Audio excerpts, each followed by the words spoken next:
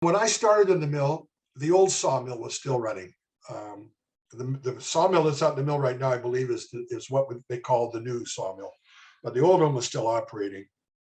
And my first job in there, when was still going to school all this time, was I got called in to an 8 o'clock at night to a 4 o'clock in the morning shift. Only the sawmill had a shift like that. They also had the regular shifts, day shift, afternoon, and graveyard, but they had this special shift, an 8 o'clock at night till 4 in the morning. And I have to say, it certainly messed up any type of social life you may have when you're a teenager and going to school. Anyhow, one of the things what you did was you had to clean up at the tail drum, because in the basement of the old sawmill, it was like an unbelievable place. The pistons were going, the noise, sawdust was falling through the openings in the floor, and then of course above your head was the carriages for cutting lumber. It was quite a place to be. And of course, the rats would come running around on the floor because it's right on the water, as you big water rats. But anyhow, my job was to pick up and shovel onto the chain drag waste conveyors all the stuff that had fallen onto the floor, like a little pile. Like it'd be about 2 or 3, 4 feet high, and your job was to shovel it back onto the conveyor so it would be pulled away for the hog fuel. And it was a pretty monotonous job, as you can imagine. So I was assigned a certain area of the basement of the sawmill, and you would go from each tail drum, shovel it all on. You'd get it all to the end, and you'd come back to the first one, and the pile would be right there again. It was unbelievable. And then when you took a break for your lunch break, oh my, everything was piled up again. Anyhow, it wasn't a great job, and after a few years, the bosses decided they didn't need that shift. They could bring somebody in on a regular shift. So 8 o'clock to 4 in the morning was gone. I worked a couple of shifts on the green chain, thankfully not very many, although I was in pretty good shape. And like I said, I'm a good sized guy. When you're a new guy on the green chain in those days, and I'm assuming every green chain in the world is like this, there's seniority. And the senior guys know what the easier jobs are. And if you're at the head of the green chain, where the lumber comes right out of the sawmill onto the table, the small stuff gets pulled off first, because there's usually more of the small stuff. At the very end of the green chain is where the big timbers are and the large cants. And that's where you get assigned. And you got to wrestle these things that are like 20 feet, some, I guess, 20, 25 feet. I can't remember the length of them, but they were pretty good. And you'd have to pull them off the green chain, and there's a roller, and then there would be a skip, and you would pull them and slap them in there, and you had to stack them up properly. It was a job that when you went home, you were pretty tired. The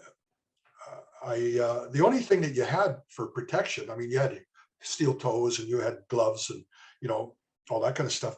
But the conveyor for the green chain for the freshly cut lumber, all it had was a roof over it, and it ran into the yard, so the carriers could come and pick up the skips of stacked lumber and take them, put it where they need them in the lumber yard. So, and it's down by the ocean, so you get the weather, you get wind, rain, cold. If it was snowing, you'd blow. It was a really nasty job to work on. I mean, and I guess in the summertime, outside of the hard physical work, at least you'd be outside and getting good fresh air. But another job that I kind of liked, I worked a number of shifts cleaning up in the Barker mill. But the jobs that they got there, they were always during a shutdown, or well, no, I shouldn't say a shutdown. But one of the jobs was a shutdown job, and they were very smelly, slippery jobs. You had full rain gear on, boots, safety goggles, and you positioned yourself under the Bellingham Barker deck.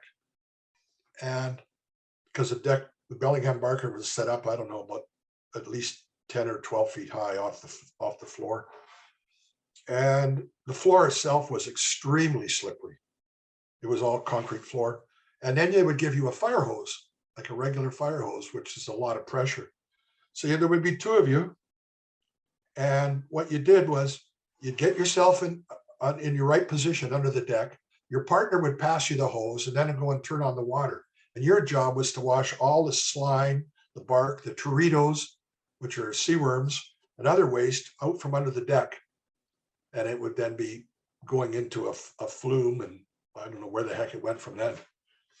But that was a job that it was just, it was tiring holding on to a fire hose for hours. So that would, you'd work for an hour or so, and then your partner would have to come and he would have to hold the hose, but you had to brace yourself against something. Otherwise you'd be whipped around like in a cartoon at the end of a hose. And I'm not joking. It was a slippery job. I worked a few shifts on the block loaders in the sawmill, and this involved using a short-handed pickeroon to drag the cut wood blocks off a conveyor table and stack them in a skip. And then the skips would be taken by the big carriers to the 1 to 3 grinder rooms. My first shift there was a graveyard, 11 at night till 7 in the morning. And the shift went fine. Once you got into the rhythm, it was a long table, and there would be people on each side of the table. And the logs, the blocks would come along, and you would grab them with the pickeroon and pull them behind you and stack them into a skip. Once the skip got full, a Jeep driver would move the skip out, and you'd have another one put in place. Anyhow, it seemed to go fine. And once you got into the rhythm, everything was good. So I walked up the hill. I felt pretty tired after the end of a graveyard doing that all night. And I walked up the hill because everybody walked up the hill except some of the people that worked in the wharf. They could drive their cars down. They were all senior people. I walked up the hill, went to bed.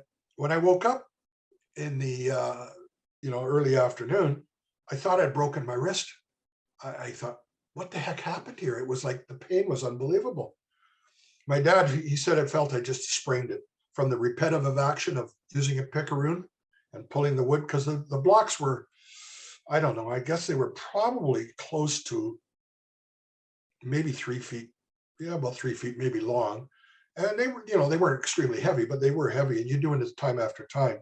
Anyhow, I taped up with a tensor bandage, and the next shift when I was there, I alternated hands, so it wasn't a big issue again.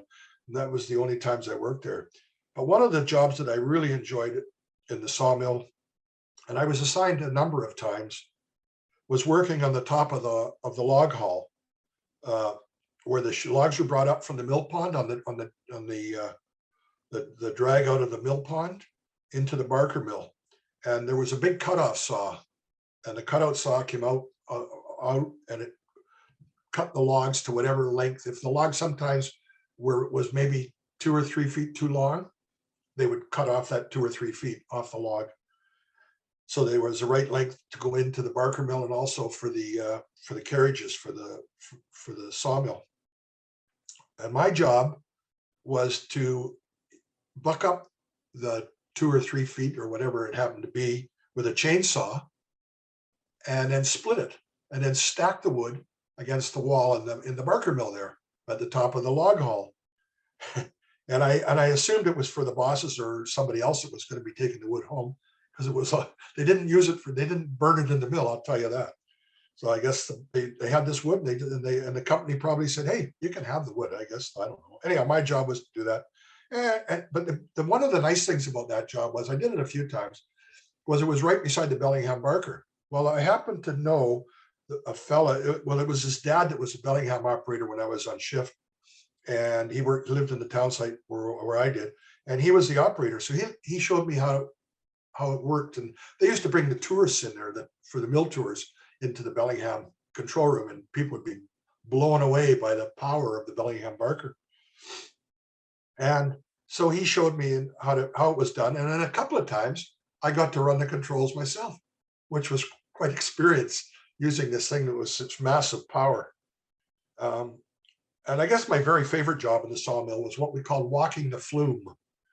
And this involved walking along on the catwalk of the high water flume that ran from the sawmill to G4, which was grinder room number 4 over by number 9 paper machine. And you carried a short pipe pole, which you used to break up any jams of wood blocks.